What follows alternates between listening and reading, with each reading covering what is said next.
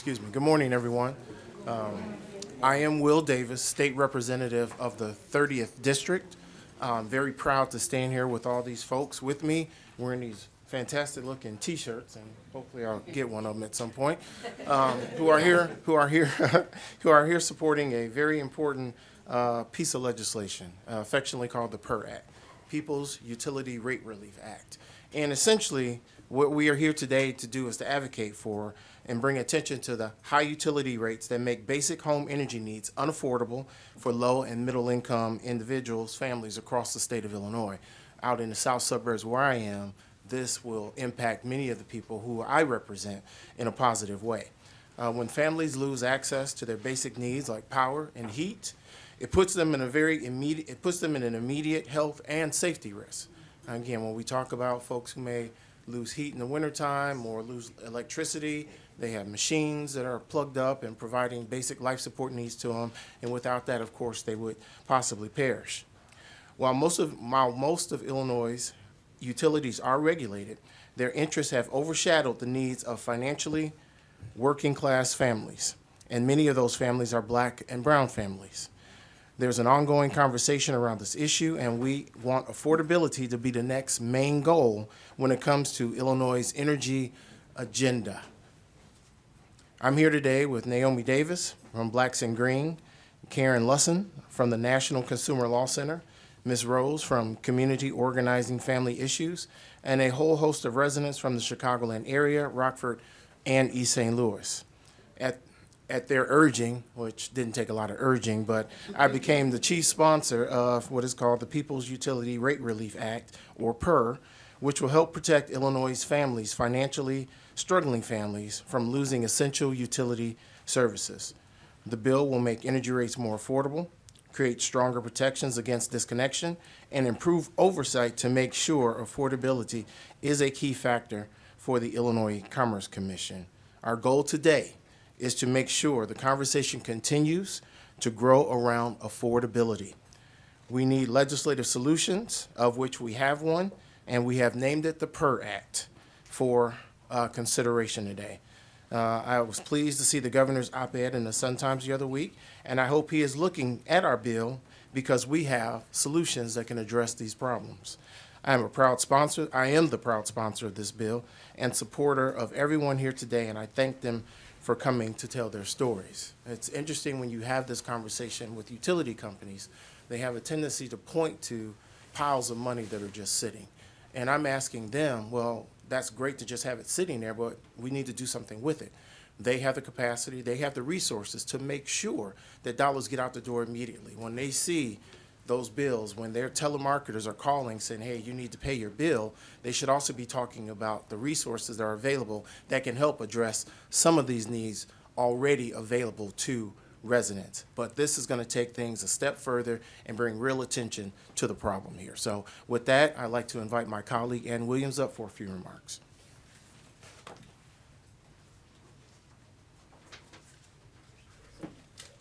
Thank you, and good morning, everyone, and welcome to Springfield, to the residents who have come down today to advocate for this important legislation. I'm Ann Williams, and I'm chair of the Energy and Environment Committee. And Representative Davis, thank you so much for including me as a co-sponsor on this bill. As Representative Davis stated, affordability really is at the crux of this issue and needs to be at the center of energy conversations. Utility companies must be accountable to communities.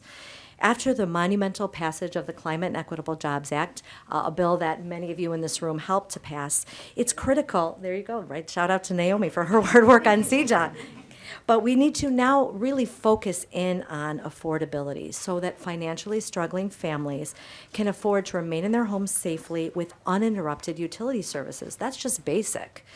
The PURR Act is a critical step in that direction. We need to make sure the regulation of our utilities takes into account climate, communities, and consumers. We need a fair shot to access those services in an affordable way. I'm excited to be co-sponsoring this bill. It has some very specific and very important revisions to how we do things right now with utilities to make sure we continue to lead in the energy space. Again, Climate is important, communities are important, and consumers are important. It all need to be a part of the energy conversation moving forward. So excited to be here with all of you. Welcome to Springfield, and look forward to working with you in the days and months to come. And I'll now turn it over to Crystal. Well, we have Crystal Reddish. Crystal? There's Crystal. Thank you. Crystal Reddit, a resident of Chicago.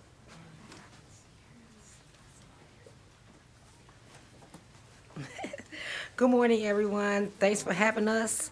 My name is Crystal Reddit, and I'll be speaking on behalf of Ms. Rose, who's the board co-chair and trainer for COFI. Again, my name is Crystal Reddit. This is my daughter here in second grade. Her name is Crystal Lynn. We live on the west side of Chicago. I am a Power Pack parent. Here today, we stand to address issues of, as you can see, PURR. Families across the state are forced to make difficult decisions each month, choosing between life essentials like food, housing, and medical needs because of unaffordable utility bills. In case you don't know, Power Pack is based off parents organized to win, educate, and renew policy action across Chicago, Illinois. We have different councils across, again, Chicago. We have the East Aurora, East St. Louis, different broads, or whatever, communities. When utilities and companies turn off people's electricity, their heat, their air conditioning, the different things that they need around to survive, they are putting their family and other people at risk. This is not only an issue of consumer rights, but also one of public health and family safety. We have to put people over profit. ComEd filed to increase rates by $1.5 billion over the next 4 years. Gas companies has filed to increase rates by another $135 million. Electric filed for nearly $500 million rate increase over the next 4 years. Nightcourt Gas has a $325 million increase now pending on before the ICC. People's Gas requested a $402 million rate increase in the latest filings. People are already behind on their bills, and rate increases are not sustainable. We want clean energy, but we also want affordable energy at this time. So respectfully, we ask that you help assist and pass these nice little, bills or so. And I'll be passing the mic on to Ms. Gloria Hicks, I believe, right? Yes. Okay, thank you. Y'all have to excuse me, I'm short. Hello, everybody. My name is Gloria Hicks. I'm from East St. Louis, Illinois, and we definitely need this bill passed. In East St. Louis, we have poverty, and we definitely don't need this. We've lost a lot of parents and kids from fires because they have the heaters plugged up and trying to save money. But it's just sad how, they're not trying to help us. We're not getting an increase on our money. A majority of our people in East St. Louis live off of Social Security and public aid because we live in public housing. So we definitely need this bill passed. We try to our best to do what we can. They just built a new, Ameren just built a new solar panel energy there.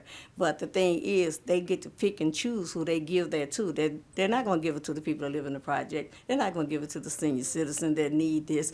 So we're asking you to get this bill passed so we can help our folks help ourselves. They're not going to increase the money, but they're going to increase the bill. So we want you to get together, work with us to help us save our people. Thank you.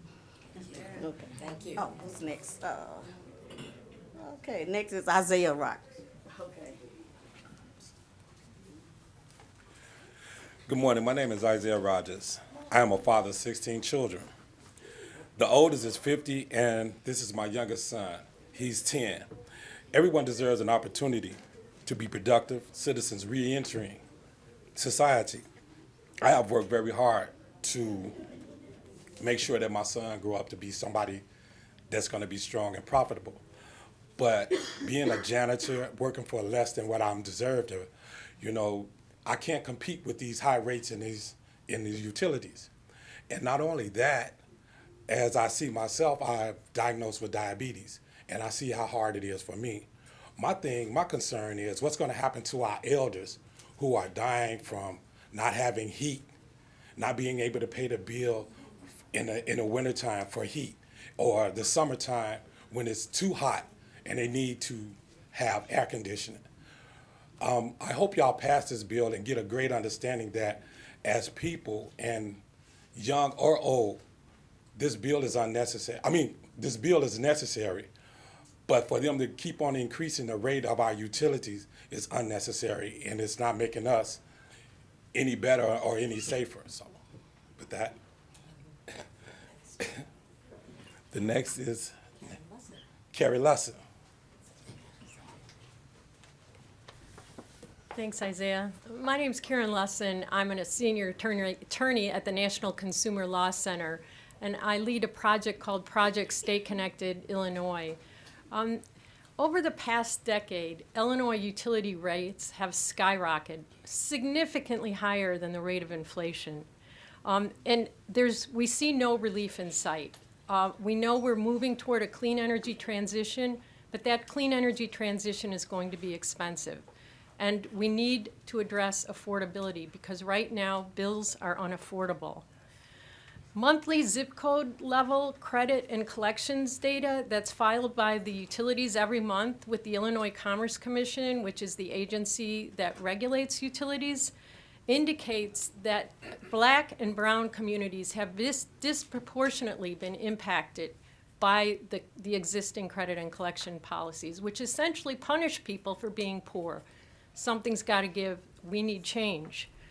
We need policymakers to protect the interests of customers, the financially struggling customers across the state of Illinois, and enact the necessary protections for financially and physically vulnerable customers throughout the state to ensure that essential utility service is affordable.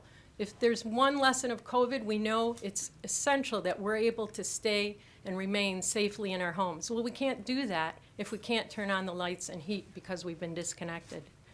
So let me tell you a bit about this bill.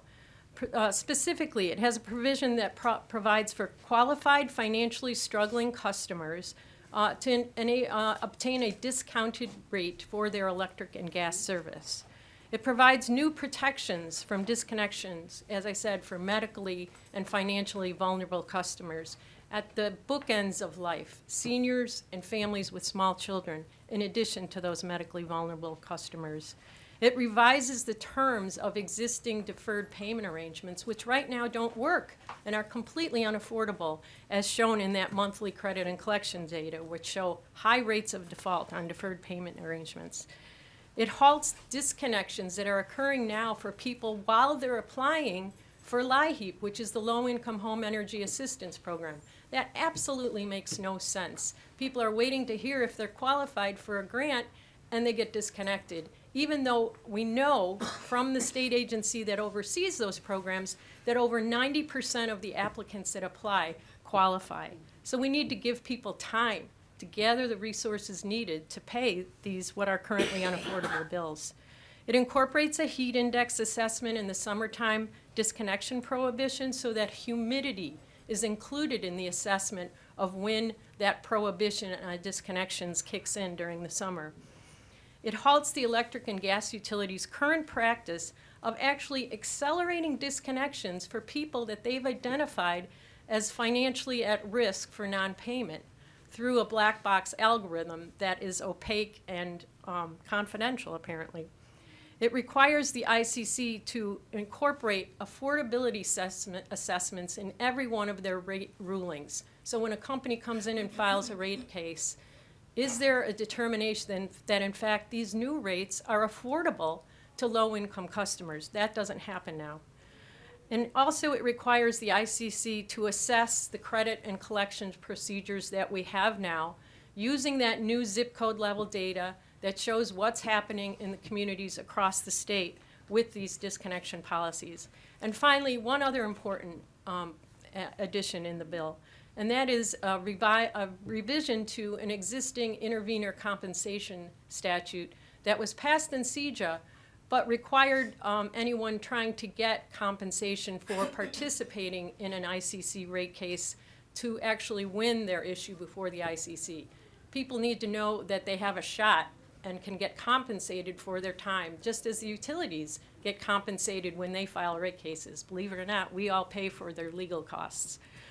So in in conclusion, all of these measures together will help improve affordability and protect the medically and financially vulnerable people in this state. So we hope that the legislature will take action and pass House Bill 2152. 72, I'm sorry. Thank you. Next, we have Naomi Davis. Okay, so I'll give you a visual so you can remember. It's 2170. All right. Thank you. Greetings, cousins. How you doing? Good, good, good. I'm Naomi Davis. I'm the founder and CEO of Blacks in Green and our advocacy arm, Green Power Alliance. We're an environmental justice and an economic development nonprofit organization based in the Westwood Lawn community of Chicago, Illinois. And we're here today because families need more affordable energy. We need to start putting people over profit. Illinois electric and gas utilities have the inside access to legislators, and we're looking for more balance at the Illinois Commerce Commission.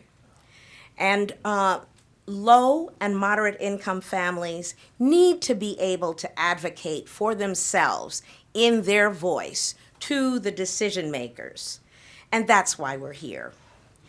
Illinois utility companies, as has been said, have filed for billions of dollars in rate increases over the next few years, while assistance to struggling families has not increased since 1999. Communities of color have been particularly hard hit by the higher rates of utility disconnection policies. I'm grateful the governor is starting to address this issue, and I applaud his appointments to the Illinois Commerce Commission. Yay! To make that regulatory body much more balanced and in the interests of the consumers, the ratepayers, folks like you and me who open those bills every month. I think it's the case that Governor Pritzker has recently recognized that energy costs and gas utility planning should be aligned with climate and energy costs. The legislation we're proposing here tackles issues of affordability, access, participation, and decarbonization hand in hand. I thank Representatives Davis and Williams and Senator Johnson, Adrian Johnson, for being here to support this bill and its provisions. I thank all of our partners and community residents who took the time to come down from all parts of the state today to advocate for everyday families. I urge all legislators and the governor to look at our bill and join us in taking the action that the state government needs to take to protect the interests of Illinois residents up and down the state. We thank the utilities for coming on in and working this out with us. Take time for questions.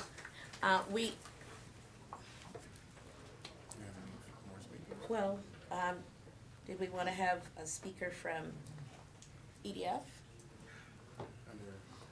NRDC, Sierra Club? IEC, yeah. Okay, we'll take questions. Representative Davis, will this bill cover all utility providers, not just, it's for all utility providers, not just a specific one, correct? Yes. Okay.